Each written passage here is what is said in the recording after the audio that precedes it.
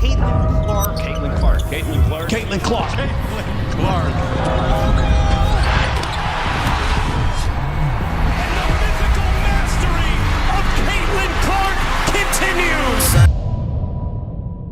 So I remember I had like my post all drafted up, and then I just like went to the range to hit golf balls, and I just like posted it, and then I like kind of put my phone down. And obviously, like, it blew up and whatever. It's the moment WNBA fans didn't think they'd get this soon. Caitlin Clark, the league's brightest star, finally breaking her silence on an injury-riddled season that's pushed her patience, her body, and her relationship with the league to the brink. In a raw, no-holds-barred sit-down with Sue Bird, Teammates were really good from the moment I got drafted. Like, Edub to Lexi to, you know, AB, whoever it was. Like, they've always been, like, you know, right there for me and some of my biggest fans, and, you know, told me where to eat in the city or this and that or whatever it was. Exactly. Clark didn't just talk about pain and recovery, she pulled back the curtain on the mental toll of being rushed back into games, the cold reality of what happens when the WNBA's golden goose isn't on the court, and the ugly truth about officiating that had coaches and executives scrambling. This wasn't the polished, sponsor-friendly Caitlin Clark. This was the unfiltered competitor, the one who smirked, looked dead into the camera, and declared, "I'd make a good ref. I wouldn't miss a call." That line sent shockwaves through the league, and the fallout is just getting started. I mean, really all of them. And it's just such a great franchise that, you know, it's a place that just really loves basketball and wants to see people succeed. So yeah. Okay, you brought this up a little bit, and I actually have it like in my notes, so I was very excited. Risk assessment. So you start, we're gonna get there. So you start the season. Or making passes? Making passes, yeah. Because your first game out, I don't have very good risk assessment skills. We're getting to that. No, like your first game out, there's a lot of hype. Yeah. There's a lot of conversation happening. We all remember it. That game was a blur. Yeah. Thank God. I try to forget that. In the next few minutes, we're going deep into the injury timeline that turned her season into a start-stop nightmare, the moment that flipped her mindset from get back fast to take care of myself first, how one sly comment in the Sue Bird interview became the biggest officiating controversy of the season, and why this isn't just about Clark, but about the league's future, its stars, and its survival. Like, what is your thought around risk assessment? Honestly, it's hard.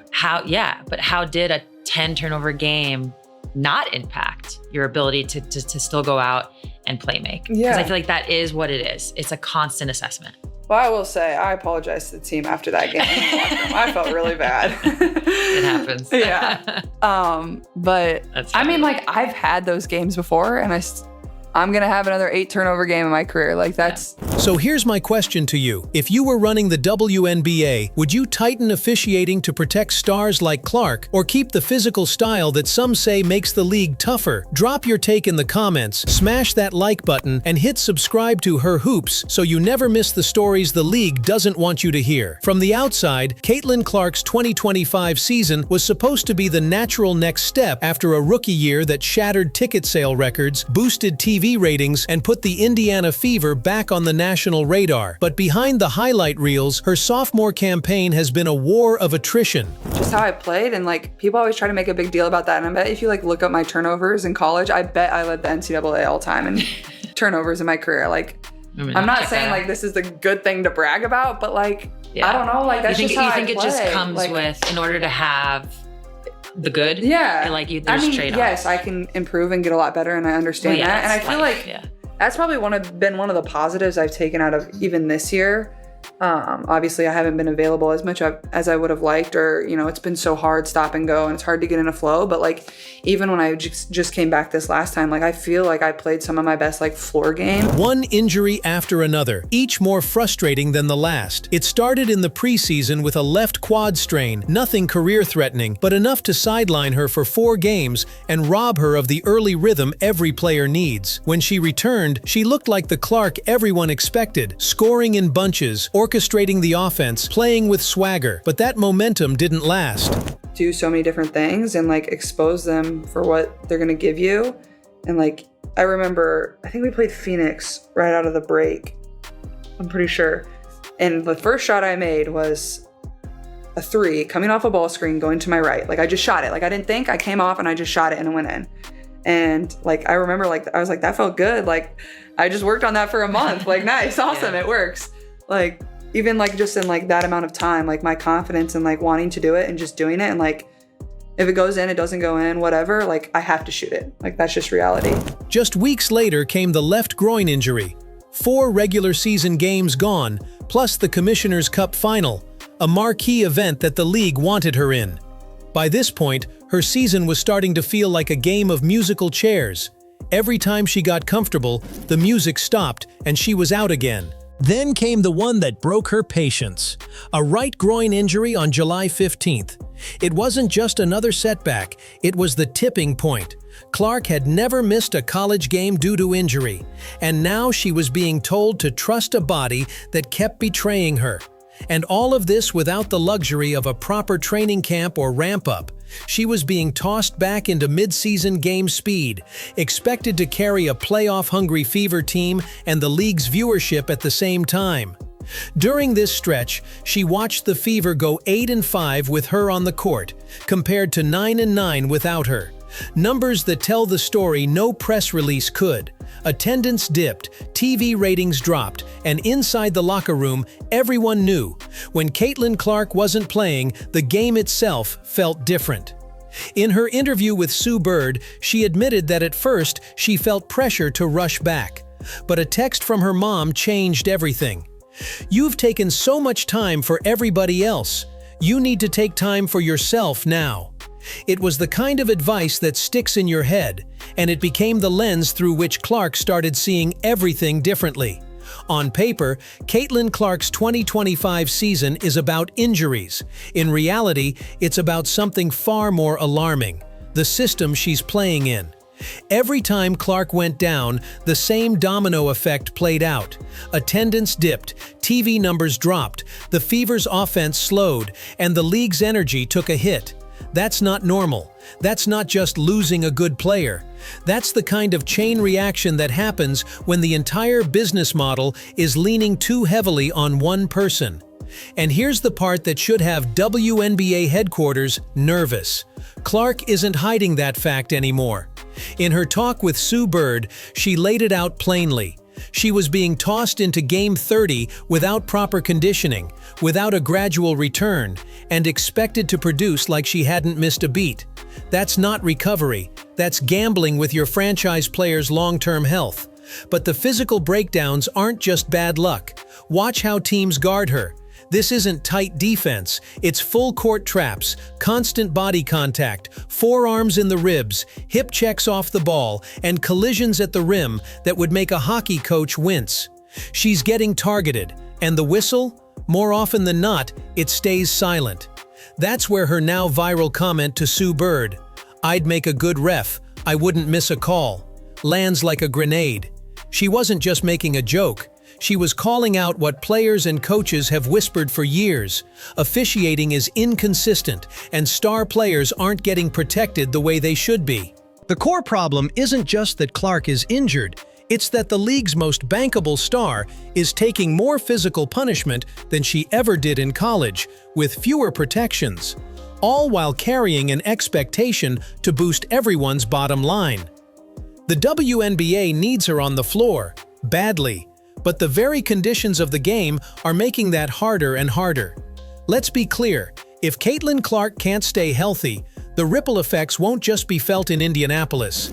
They'll shake the entire WNBA. Here's the cold reality.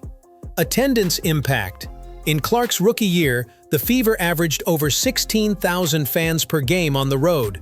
Compare that to just over 5,000 the season before she arrived. That's a tripling of gate revenue in certain cities, and it's tied directly to her presence. TV ratings. National broadcasts featuring the Fever saw spikes of 200 to 300% over the league average. Networks were suddenly calling for more WNBA content. That's advertiser money. That's sponsorship leverage. That's growth the league has never seen before, and it's on her shoulders. Merch sales. Fanatics reported that Clark jerseys were outselling entire teams' combined merch. Take her out of the equation, and that cash stream evaporates. Now think about what happens if the injuries keep stacking up. You don't just lose Clark for a few games, you lose momentum. Those casual fans who tuned in to see her, they move on. The sponsors who were betting on packed arenas, they rethink their deals. And it's not just about the dollars. History tells us that when a league's breakout star goes down, it changes the sport's trajectory. Look at the WNBA in the late 2000s. Candace Parker came in as a generational rookie, got injured in her early years, and while she came back strong, the league lost the chance to capitalize on her peak rookie buzz. The growth curve flattened. Clark is in a similar position, except the stakes are even higher because her arrival coincided with a perfect storm. NIL carryover fame, social media dominance, and the women's basketball boom post-2023. If she's sidelined, that storm fizzles. The Fever are already feeling it.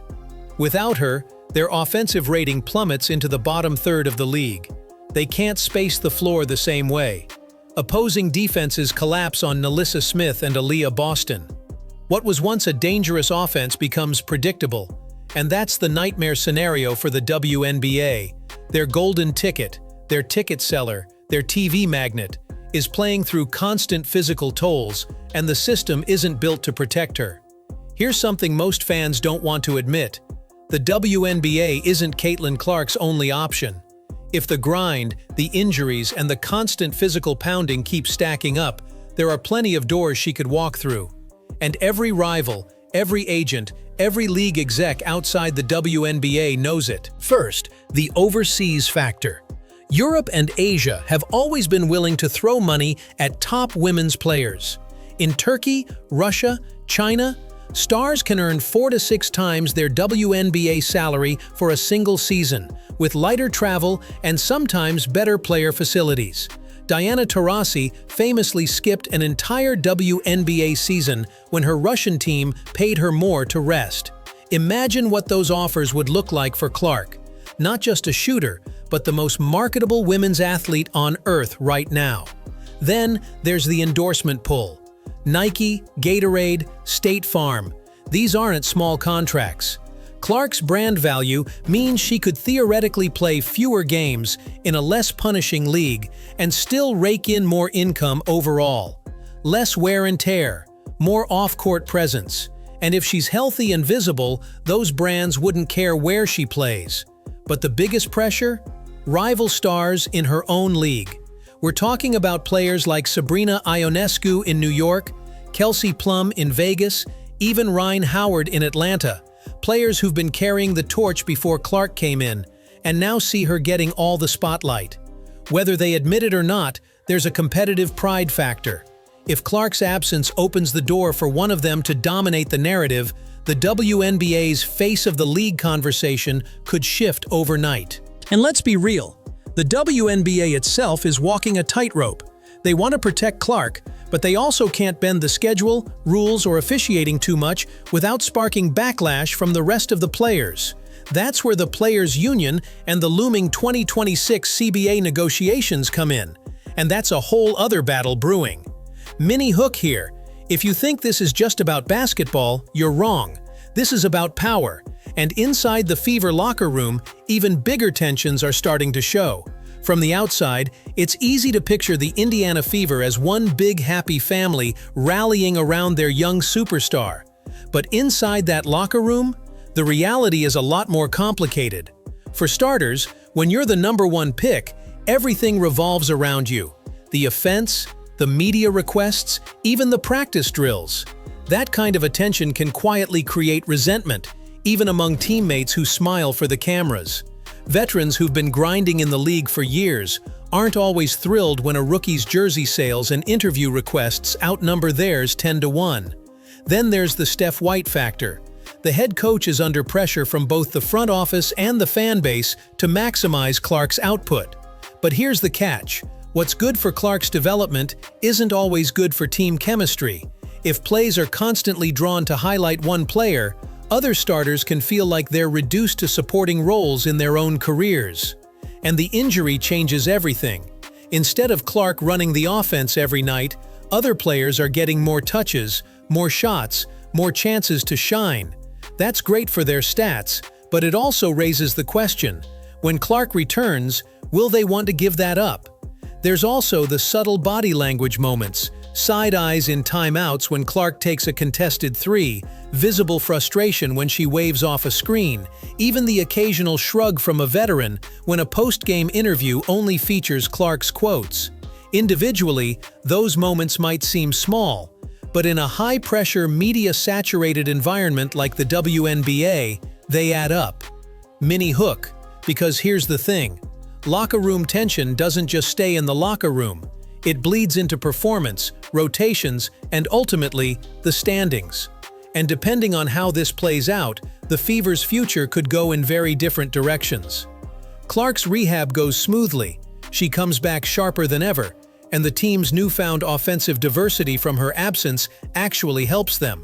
The veterans stay engaged, the ball movement improves, and the Fever transform from a one-dimensional offense into a dangerous, unpredictable squad. Think 2025 as the growing pains year that sets up a 2026 playoff run. The rehab drags, Clark returns but isn't at 100%, and the chemistry problems that quietly brewed in her absence boil over. Maybe a key veteran requests a trade, maybe there's a coaching shakeup, and the Fever, instead of building, take a step back. In that world, you're looking at another high draft pick, another next-year promise, and a restless fan base wondering when the payoff will come.